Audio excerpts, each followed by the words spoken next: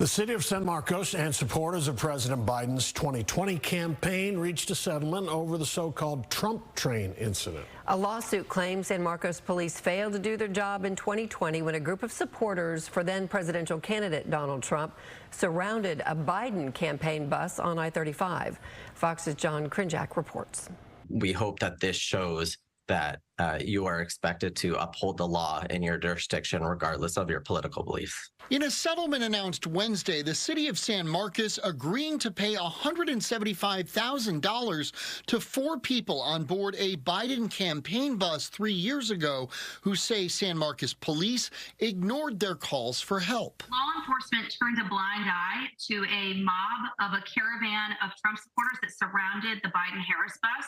On October 30th, 2020, court documents say the self-proclaimed Trump train terrorized people on that bus by showing weapons and making death threats. One Trump supporter's truck actually hit a Biden campaign SUV that was trailing the bus. It was extremely scary to be going on the highway for about an hour and a half with not a single law enforcement officer in the city of San Marcos showing up. The lawsuit filed in 2021 claimed San Marcos police refused to respond to calls for help and failed to prevent or stop that harassment. It argued that lack of action violated the Ku Klux Klan Act of 1871, requiring police to protect voters who face threats. Wednesday's settlement mandates training on how to respond to political violence. So this training is a huge step in the right direction. We feel very confident that San Marcos is going to make changes. The city manager saying in a statement, while San Marcos continues to deny many of the allegations in the suit,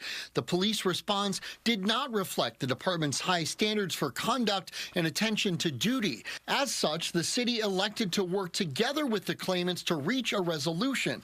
A review of this event has better positioned the department to more fully meet the community's needs and expectations.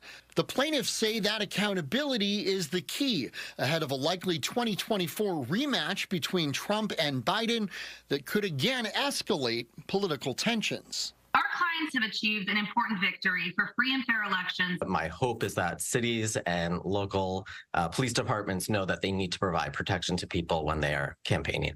I'm John Krinjak, Fox News.